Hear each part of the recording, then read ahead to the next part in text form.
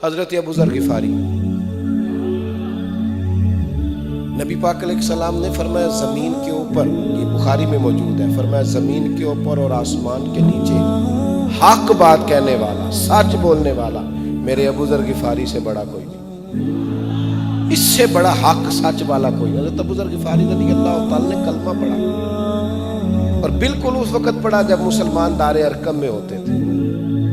اللہ کے حبیب علیہ السلام نے ان سے فرمایا کہ ابو ذر حالات ٹھیک نہیں ہیں، ابھی اپنے کلمے کا اظہار نہ کرنا۔ تو حضرت ابو ذر غفاری کہنے لگے یا رسول اللہ، ابھی تو آپ نے فرمایا کسی ملامت کرنے والے کی پرواہ نہیں کرنی۔ حضور میں نہ ان مشرکوں کے بیچ جا کے اپنے رب کی توحید کا اعلان کروں، ان کافروں کے بیچ کھڑے ہو کے میں کہوں گا کہ لا الہ الا اللہ، لا الہ الا اللہ، لا الہ الا اللہ۔ ان کے بیچ کھڑے ہو کے میں کہوں گا اللہ کے سوا کوئی عبادت کے لائق، میں کہوں گا کر لے جو کرنا ہے۔ مجمع کفر کا، کثرت کافروں کی حالات یہ ہیں کہ مسلمان ایک گھر میں چھپ کر بظاہر دین سیکھ سکھا رہے ہیں، جناب ابو ذر غفاری میدان میں آ گئے۔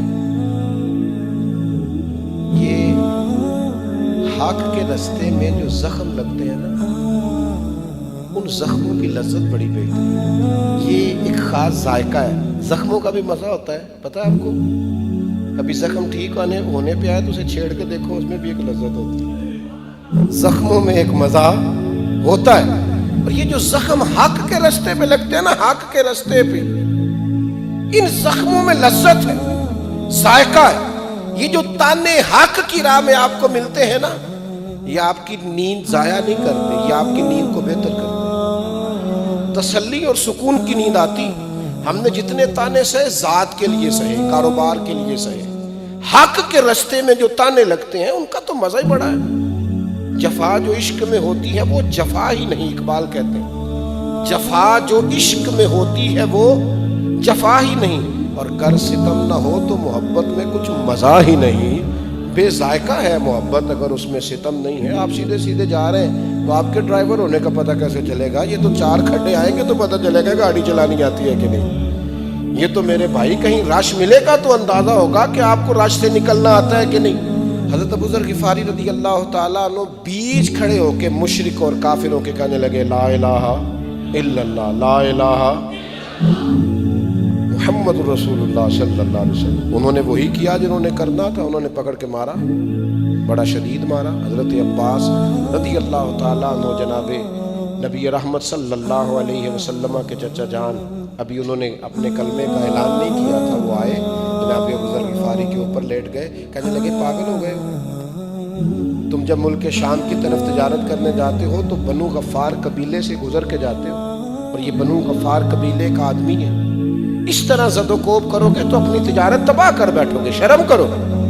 انہوں نے جناب ابو ذر کو چھوڑ دیا، کہا کل نہ آنا اور ماریں گے، آج کے بعد بات نہ کرنا۔ پر میں نے کہا زخموں کا بھی مزہ ہوتا ہے، ان کی بھی لذت ہوتی ہے، کیا کریں، اس رستے کا بھی بڑا ذائقہ ہے۔